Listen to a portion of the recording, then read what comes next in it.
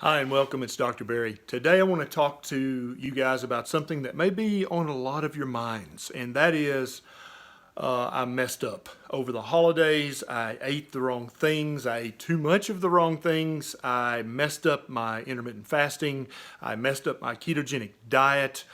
Now what? Okay, and so I think that probably you and a lot of your friends and relatives are feeling this way right now, and that's okay because I'm going to tell you how to feel about this, what to do about it, what not to do about it, and how to fix it. So if this sounds like a good topic that your friends and family members might be interested in, please take 1 second and share this on your social media so that we can help them not feel bad about messing up over the holidays, okay? Now, you messed up over the holidays, you ate crap that you should not have eaten, you ate way too much, you ate outside of your feeding window. That's okay, all right? Here's what we're going to do. Step one is you're going to forgive yourself and realize that this is sort of physiological. This is sort of evolutionarily okay. It's not a big deal, okay? I play this mental game with my patients in the office. I say, when they ask me questions about diet and stuff, I say, okay, let's do this. Let's go back in time 30,000 years.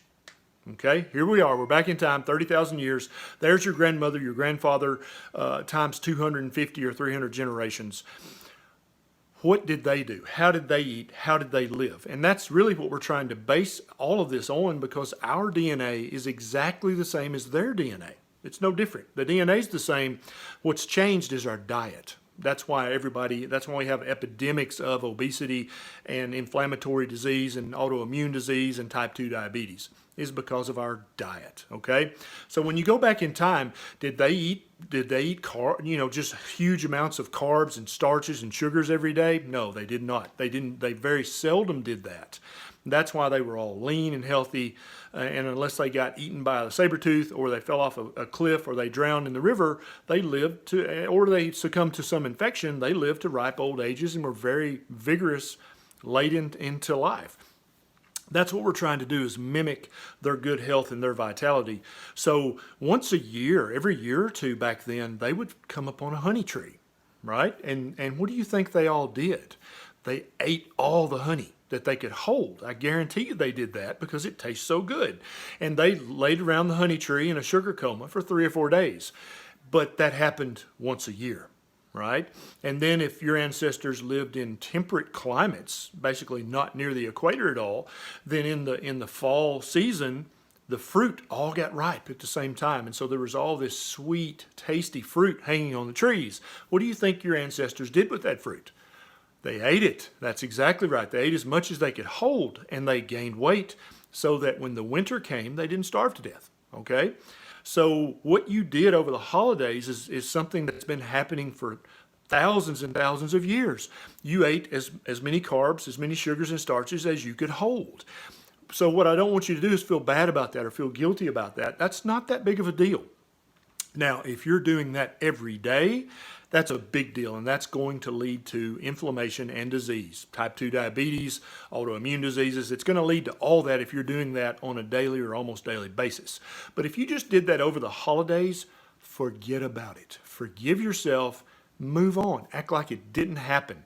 Another thing I tell patients is, if you're religious at all and you sin, right, against your God, do you just say, well, that's it, I sinned, just forget it. I'll just forget religion. I won't be religious anymore. You don't do that. You pray forgiveness and you get back in the church pew and you move on. And that's what you need to do with your diet.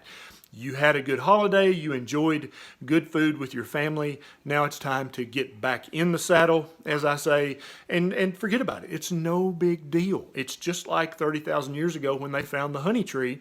They ate all the honey. And that's what you did over the holidays here, is you ate all the honey. But that did not make them fat and inflamed and diabetic, because they didn't do it every day. That's the key concept, is you can have a holiday, you can have a cheat meal. It's not a big deal. You just can't have it every day or every week. Make sense?